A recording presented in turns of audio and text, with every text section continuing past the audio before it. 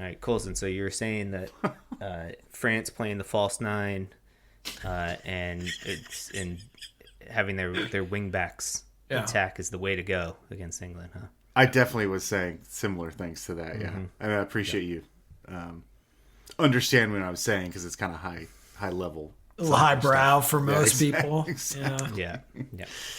But yeah, what they do with their front guys and their slashers and their finishers, it's just amazing. And there's a middle guy, I think, who does some stuff that's pretty good. Mean, most of that stuff is true. No, it's on all the time at work. It's been fun. I'm actually gonna miss it when it's gone because we get the USA games have been insane. I mean, just sure. we went over. We had to stop letting people in the building because we had too many people. Because fire code. Yeah. That's always good news, right? Yeah, that is good news. And then, but the rest of the games, we got today we had probably 15, 20 people in for the France game, and I'd say like a third of them were French, which was kind of fun. I don't know. Oh, wow. I didn't know you guys had such a strong French representation in Apparently Asheville. we do. Yeah. So Sacre bleu. That's where I learned all the things about the front guys and about the false nine. The false nine. That's right. So shout out World Cup. Shout out. Yeah, so just prepare to... It'll be great. It'll be perfect. Y'all motherfuckers don't watch us play throughout the year, to tell you the truth. I'm going to be real with you, and I don't care if I get fined.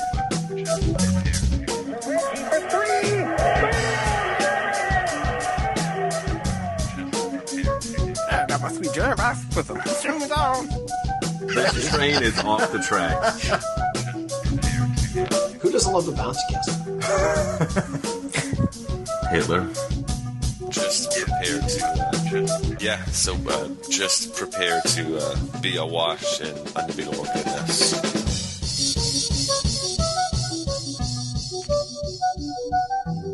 Welcome, Pacers fans. You're listening to the Undebeatables, your semi-weekly Pacers podcast. Today is December 4th, 2022, and this is episode 616, coming to you from the high school home of Jamison Brewer, Silver Spring, Maryland. It's the Dr. Jason Triplett. This show, we're going to discuss a 1-2 week for the Pacers, including games against LA, the Lakers that is, Sacramento, and Utah. As of recording, the boys are playing the Trailblazers, so we don't know the result of that yet. So we'll talk about that next week. Joining me this week are two of our three analysts, coast to coast like buttered toast. First, from Asheville, North Carolina, he's our in-house bartender, mixing up the drinks and the crappy jingles. It's John Colson. What is up, Pacer Nation? What is up, Undebeatables? Quick shout out to Alize like Sunday morning. Alize Johnson got signed with the Spurs. He's been playing for the G League team, averaging 22 points and 10 rebounds on 60% shooting, and got pulled up to the big leagues and got a $2 million contract. So shout out to ex-Pacer. Nice. Yeah. He's going to help them tank, is he? Yeah, that's what he's here for. And from Boise, Idaho, out west, it's our enforcer, John Harper. What is going on, fellas? Great to see you. Shout out to the World Cup. Been super fun so far. Great effort from the American side. And shout out to Joey. Missing our host this week, but well-deserved a break. So look forward to hanging out in a couple weeks. I think the Netherlands are good. They're decent. Tell me more. Well, I mean, I thought the U.S. was gonna, handle them, and then I started watching the Netherlands play, and I thought they were pretty good. Yeah, a buddy of mine that I work with on Friday, he was like, "Yeah, we're totally favored it." I'm like, "Yeah, no, I don't think that's the case." But, yeah. I will take your bets at odds. I was going to say maybe the betting line was favored because there were so many people throwing money at it. I don't know. No, Not even that. basically 3-1 underdogs. So, like, if you want to let me bet against the Netherlands at those odds, I will. Thank you. A lot of people in my bar believed we had a shot at this. And it was interesting to hear them get quieter and quieter as the game went on. Yeah, well, Yeah. it was a good effort from the Americans. Yeah, For sure. The goal right before halftime, I think, was the Yeah. That was a real killer. Yep. Yeah. All right. Well, before we start the show, just want to remind you folks that this show is brought to you by you. You can head over to patreon.com/undebeatables to support the longest running Pacers podcast for as little as $1 a month. We also have higher tiers of $5 or $10 or a very special $8 a month price if you want to sponsor our blue check mark.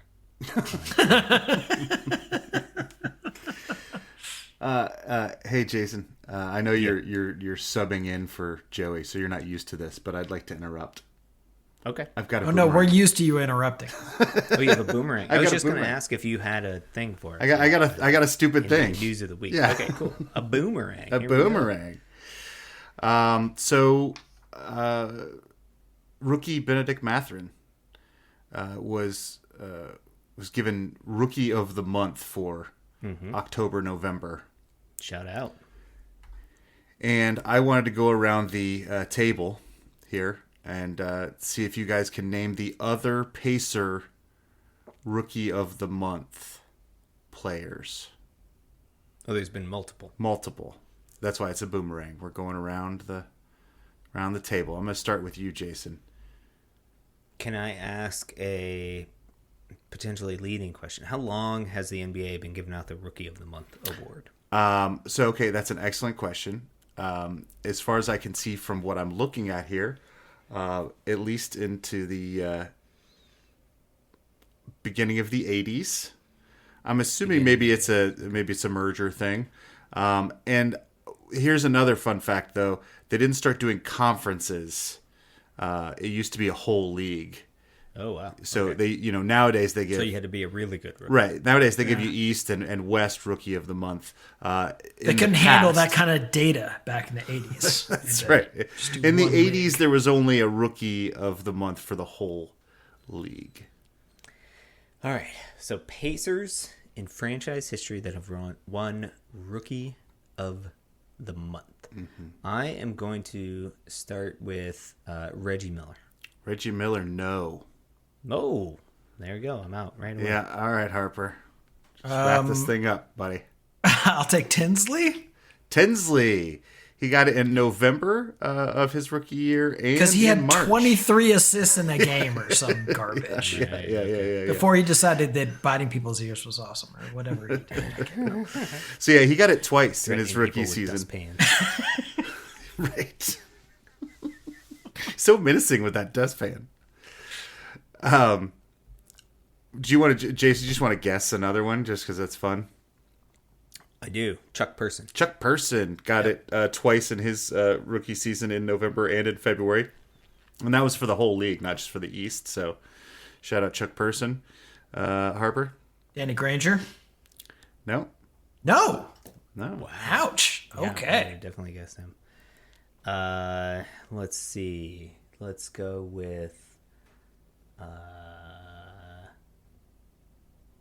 man. Think of like Rookies one that of we one had. of the greatest rookie seasons of all time, and that was kind of it for his Pacer tenure. Long time ago. Indiana hero. I'm blanking. Clark Kellogg.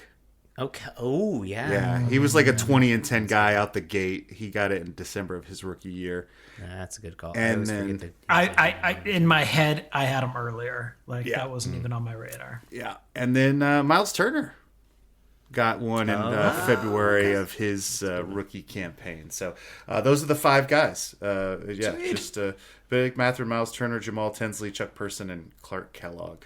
So That's mostly good company. yeah, mostly. Yes, exactly. Shout out Mathurin. You might have a reunion with those guys. Yeah. Tinsley's going to be just a blast at that party. Totally. I don't know, man. Your invite must have got lost in the mail. We certainly sent it out.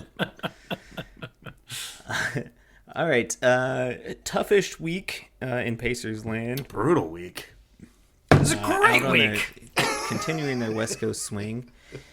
Monday night, they took on the Lakers. The second night of a back-to-back in the Crypto.com Center. The future BKO Center. Yeah.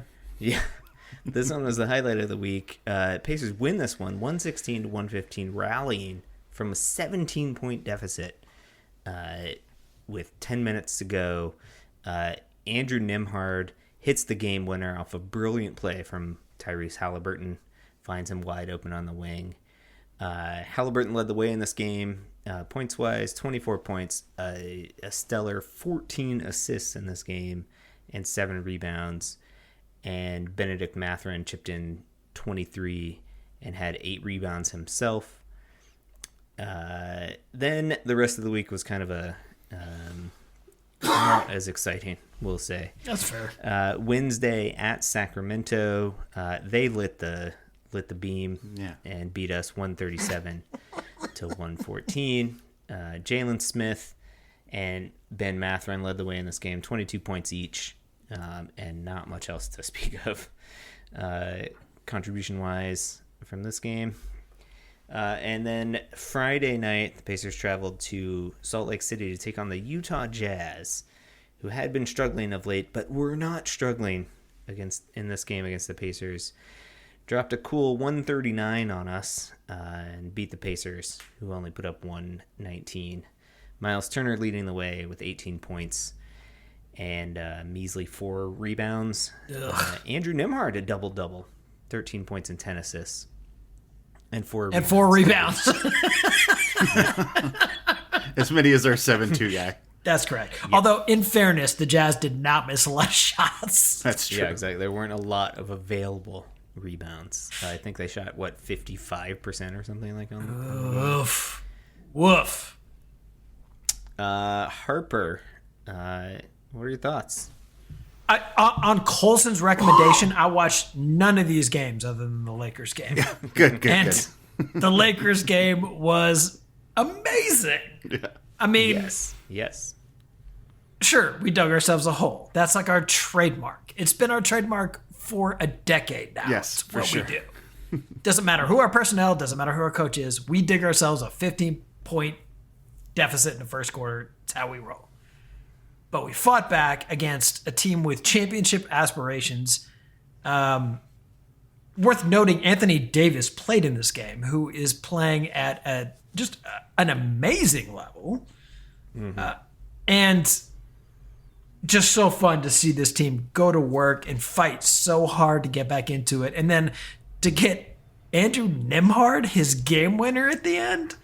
I mean, just so fun. Everything about this team just summed up into one, gorgeous little bow. This was the win of the season. Buzzer beater, everything that you want to see. Super fun. Colson, I'm sure that your head is exploding waiting for me to stop talking. No. I just completely agree with everything. We did the thing that we've done a couple times this season, which is try to get Miles Turner the game-winning shot. I feel like Halliburton really wants that to work for him, and he just keeps giving him the ball, and he misses. Not that great an idea. He misses the 3. Buddy Hield gets a finger on the horrendously long rebound off a bad 3-point shot, and gets to Halliburton, and he has 4 or 5 seconds left. Mm-hmm. He's like, I probably should shoot, but hey, I've got 5 seconds. It's plenty of time. So he dribbles into traffic, takes 2 defenders on, whips a left-handed pass, skip pass, cross court to a wide open Nembhard in the shooting motion. I mean, the amount of screaming, dancing, laughing, and crying that happened at 1 a.m. here at this house was, it was so much fun. It was why we watched the game. Yeah. You're right. I said it's a terrible week of basketball, but this gift of this win was just, it was the highlight of the season for me so far as well. And obviously Nimhard is the hero here. I mean, he just, steps up with his awkward ass shot and just cans it at the buzzer. Luckily, no one was within 10 meters because otherwise the shot would be blocked. Well, no, but that's not true. He hit like another 3 and a 2 down the stretch. He was know, like the go-to guy. Look, his shot is going to be awkward no matter how you try and put this. That's true. But it's always the kid can play, and there's no two ways about that. Yeah. Benny Matherin in this game, what an outstanding game from him. That guy is so not afraid of anyone on the court. Yeah. Certainly up to and including LeBron James. It was not his primary guard, which I credit the coaching staff with because that would have been a terrible idea. But I know that he asked for it 5 times during the past 48 hours, right? He ends up going 10 to 22. He's got 8 boards, 3 of 8 from the range, and he's everywhere. He had a phenomenal game. Did he have any steals in this game? Because I feel like he did. Only one. Okay, I feel like he was really disruptive. deflected A lot of things. He was really disruptive. Yeah. Remember, it's not the guy who tips it; it's the guy who grabs it. Ends up with it, right? He was disruptive out there for sure. Incredible for him too, because he gets a lot of his points from the line, and he didn't go to the line once in this game. So couldn't get a call in LA. Exactly. That's right. Miles Turner, a decent game in this, despite the brick to end it. 15 points, 13 rebounds, 3 blocks. Really putting on a show for those LA Lakers, right in person. Trying. He's got the GM LeBron that he's playing against, so. If he hadn't gone 1 for 7 from the range, he would have solidified his chances there. That's right. So, Colson, what about the rest of the week? It seemed like things went downhill. The Pacers didn't ride that high of a game winner, and even Kevin Pritchard jumping into the mob at the end to celebrate the victory. What happened? Well, so we will discuss on the Thursday show with another boomerang that Tyrese Halliburton had, I guess through that weekend, got Player of the Week. Partially for his 3 games in a row of 40 assists and 0 turnovers. Just playing brilliant basketball. I'm sorry. Say that one more time. 40 assists and 0 turnovers in 3 That's games. bonkers. It's as far as I can tell, it's never been done. It shouldn't be done. No, you should not have the ball in your hand that much. And the statisticians can't come up with a comp for this. Honestly, I'm not even kidding. Like, this may have never happened in NBA. You called all your statisticians on this and nothing. Well, yeah, exactly. But yeah, so he's been playing brilliantly. But I think what got us to this, we were what 12-8 after that victory against the Lakers. Yes. In 4th seed in the East at that point, was we were playing defense better than I think everyone expected us to, and we were holding our own on the glass. And that Clippers game, which happened, I guess, what was that, Sunday night when you guys were recording? Afternoon. Or afternoon, that's right. And Zubats went ahead, put up 30 and 29. 29 rebounds. I was going to say, which one's points, which one's rebounds? I can't even tell if they're going to be the same. They're going to be the same, yeah. And that was just a harbinger for what was going to come. We've been just destroyed on the boards. We're losing the rebounding battle by like 20 this game against Sacramento and against Utah. And we're not shooting the ball well, and we're not defending. I mean, we're just doing everything poorly. I know Quinn said, kind of like what everybody thought this team was going to do coming into the season. What Quinn Buckner said in one of the broadcasts, I think it was the Utah one, he says, well, these long road trips, guys don't have time to practice. I'm going, but do we have time to forget everything we learned in the first 20 games? Like, we look like a different team. And I know it's a long road trip, and I know it's, playing on the road is tough, but we just look like a really bad team right now. Yeah, I will say, so I caught most of the Utah game, and We started out rough, of course, in that game. Right, 'cause that's I what think we always the do. worst, we're the worst first quarter team in the league. We got to be, right?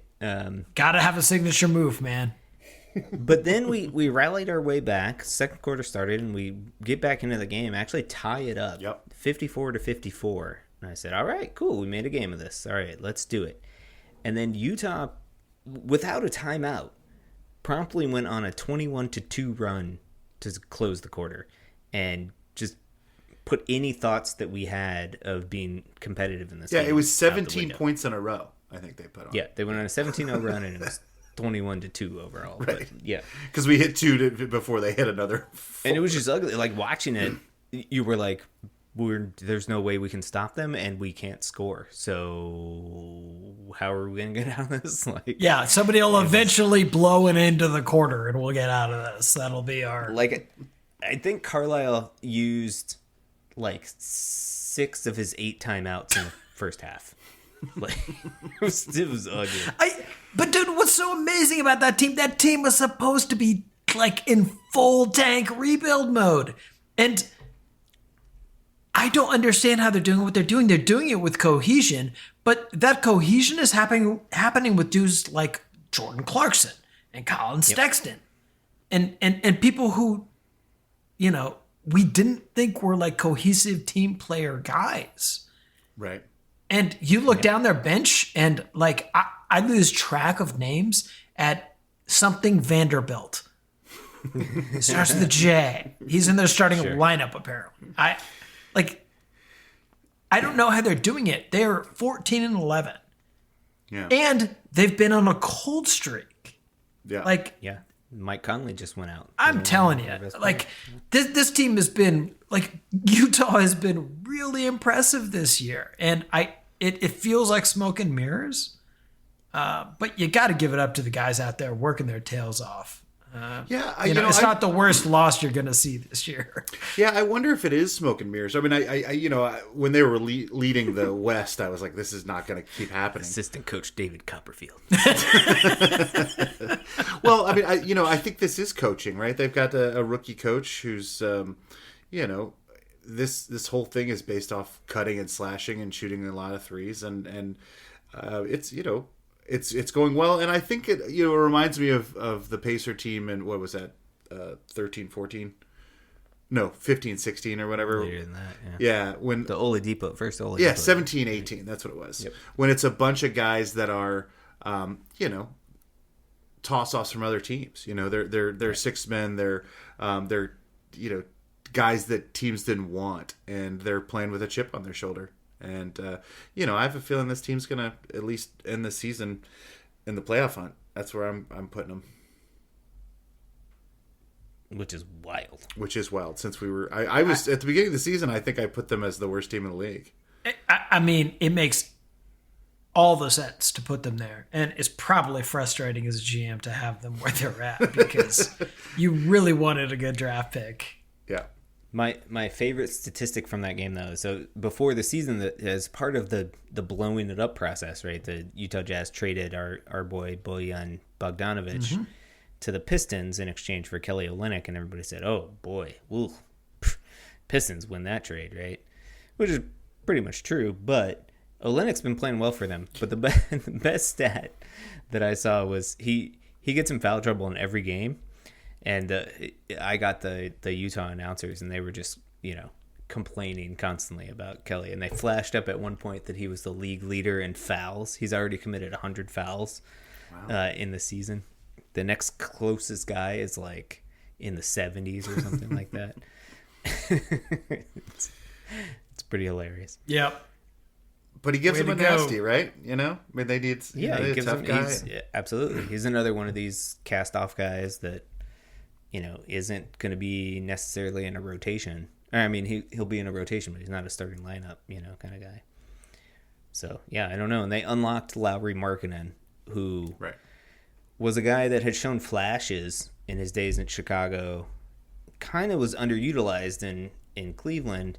Yeah. Or, I mean, maybe appropriately utilized. But now, that's the other thing is when these guys, you take the tethers off of them, anybody in the NBA can score. Yes. Basically. And these guys are especially efficient scorers. Like Colin Sexton is a bucket, right? Mm-hmm. Jordan Clarkson is a bucket. Lowry Markkanen, it turns out, is a bucket. Like, and I haven't watched a lot of them, but I assume that's how they're getting their wins, is they're outscoring teams. Yeah, it's a lot of it. And, especially if you don't expect a ton of defense out of them, right? Like, I mean, once things ratchet up a little bit, this is not a team that's going to go very far, right? Like, you don't need a whole lot of film on Lowry Markkanen to unlock that, right? Like, yeah, and that's the thing too, is like I'm sure that all the players are attuned to all the media that we are as well, right? And so they're coming into the season thinking Utah is, nothing, and so the coaches pass them the scouting report, and they're like, maybe I'll have an extra glass of wine tonight. Yeah, I don't really right. need to read this scouting report, like, so we'll see if the trend continues, for them going down the air, but I mean. Yeah, we're a full quarter of the way into the season now, and so teams are starting to be what they are. I'll be really interested to see how we feel about this Pacers team after the rest of this road trip ends, right? So we are currently playing the Portland Trailblazers, as I mentioned at the top of the show. Tomorrow, we play back-to-back against the Golden State Warriors, who have seemingly got things back together. And then we travel to Minnesota to play the Minnesota Timberwolves, so to round out that road trip. Sorry. And then we got a back-to-back on the weekend hosting the Wizards and the Brooklyn Nets. So who we beat last time and I'm sure are out for revenge. A pretty tough week of basketball. And then if we drop these games against the Blazers, the Warriors, the Timberwolves, that's all of a sudden a 5-game losing streak, and could have been, but for an Andrew Nembhard three-pointer, a 7-game losing streak. No. Yeah, something like that.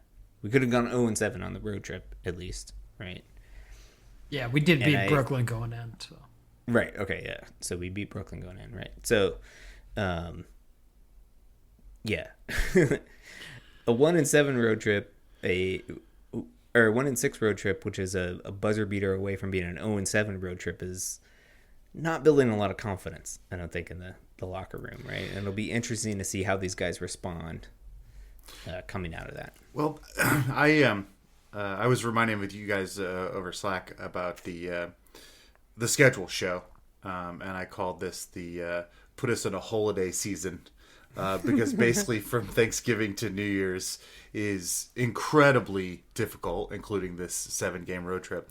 And I came up with a conspiracy theory that the league wants us to do poorly so that we can get a good draft pick so they can celebrate that at the All-Star game next season.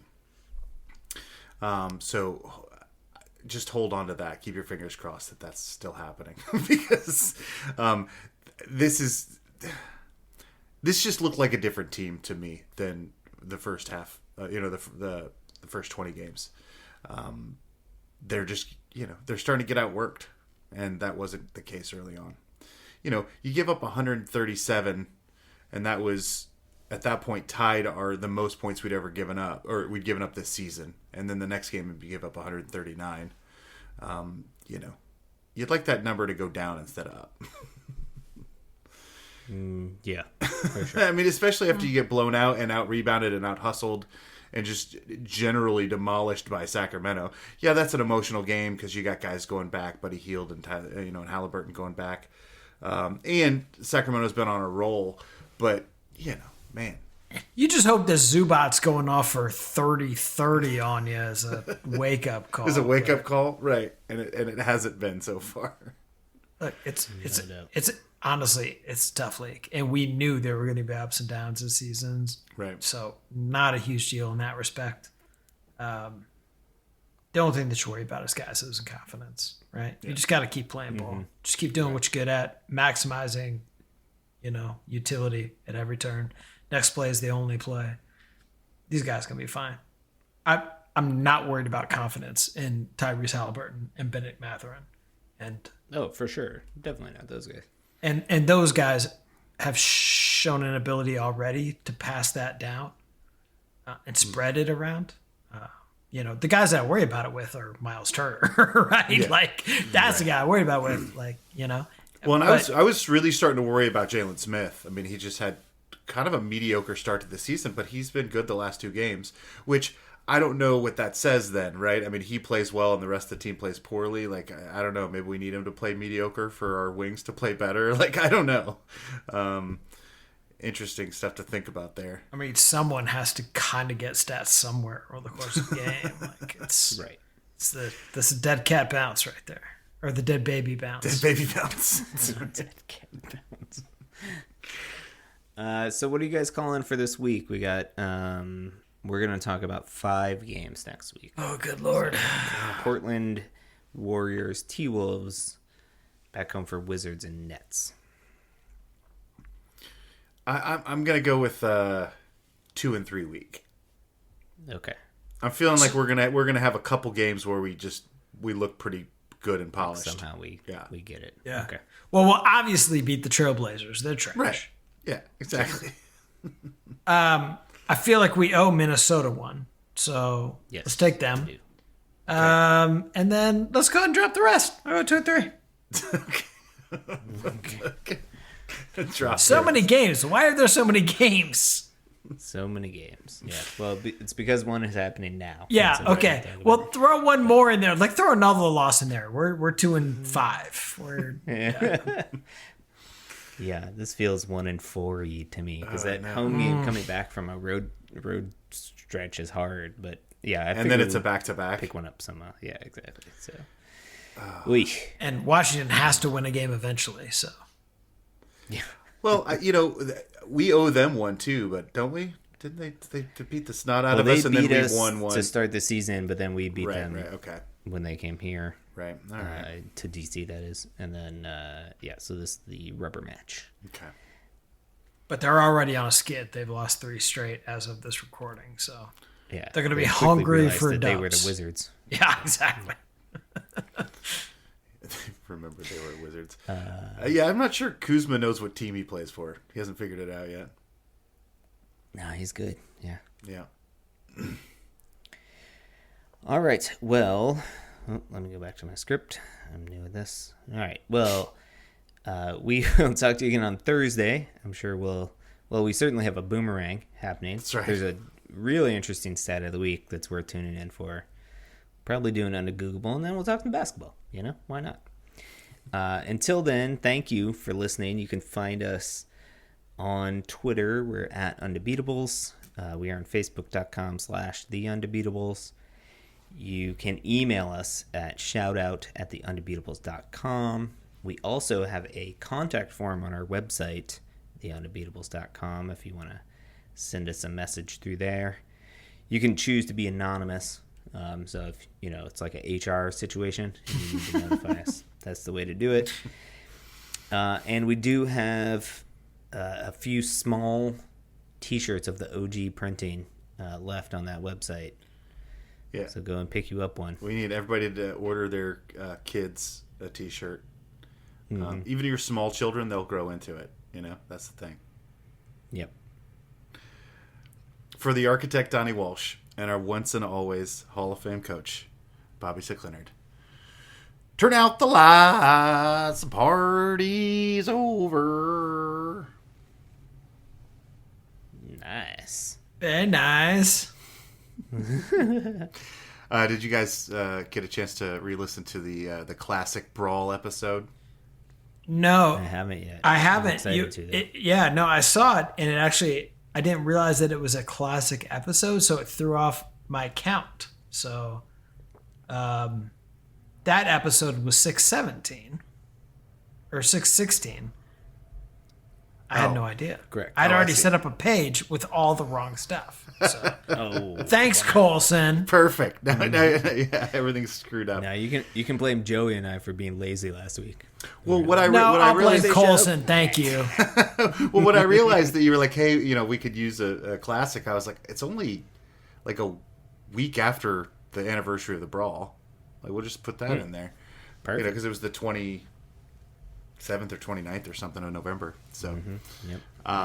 Anyway, it made me quite emotional re-listening to it. I was, God, dude.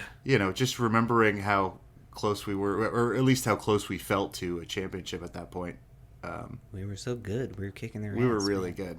Dude, Yeah. we owned them. Yeah.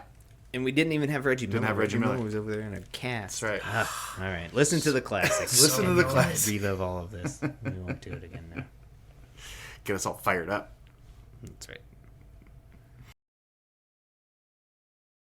I just listened to the episode, Colson, where you were like super tired, and like refused to say button. And I got all like angry about it. It was great. Yeah. I don't have It's a special amount of tired where you're like too tired to say it, but not too tired to argue. To bitch about it, right? Yeah.